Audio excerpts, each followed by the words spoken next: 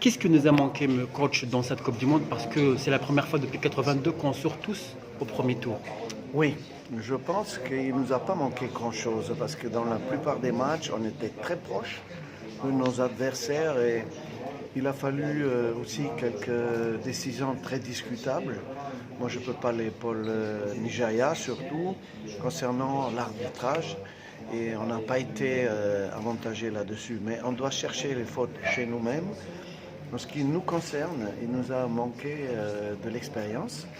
On avait l'équipe la plus jeune de cette Coupe du Monde et pour gérer notamment les fins de match, et c'était surtout le match contre l'Argentine, que nous avons manqué un peu de professionnalisme, un peu d'expérience.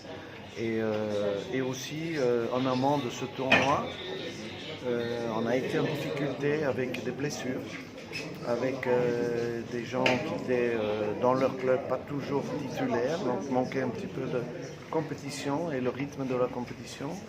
Il fallait le retrouver à travers les matchs.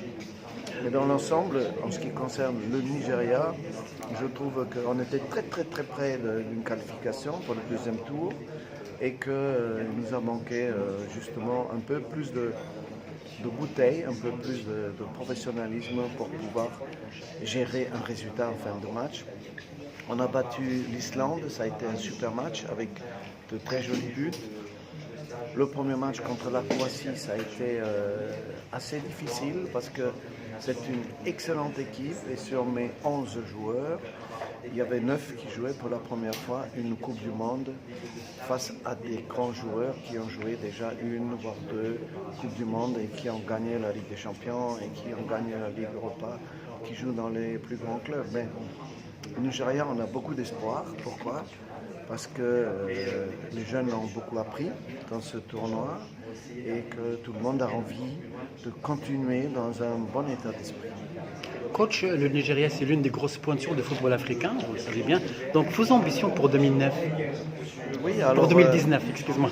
Nos ambitions pour la prochaine Coupe d'Afrique des Nations sont d'abord de se qualifier dans un groupe qui n'est pas facile avec l'Afrique du Sud et la Libye, mais je pense qu'on peut y arriver, et les Seychelles, puisqu'on est 4. Ensuite, c'est figurer, bien sûr, avec l'expérience de la Coupe du Monde, dans le dernier carré. Voilà, ça serait un objectif, ça serait une étape où nos jeunes joueurs peuvent profiter déjà de l'expérience qu'ils ont acquise pendant la Coupe du Monde. Un mot sur qu'est-ce que vous pensez du football marocain en ce moment, qui a, comme les autres représentants, il a quitté le premier tour? Oui, mais ça a été très malheureux pour le Maroc, puisque le match était très serré. Ça a été déjà un début très malheureux 3 jours avant la Coupe du Monde, avec la défaite contre l'Amérique, le Mexique et le Canada. Ça a déjà mal commencé. Après, ça a continué avec un but contre leur camp, très malheureux dans les arrêts de jeu.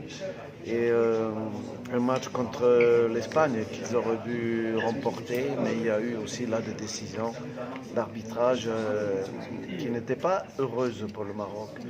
Mais je trouve qu'au Maroc, on est sur la bonne voie. Ils avaient une équipe très compétitive qui avait prouvé dans les matchs de préparation qu'ils étaient à la hauteur. Mais je pense que s'ils restent ensemble, les Marocains vont avoir une très bonne équipe pour la CAN déjà et aussi pour la prochaine Coupe du Monde.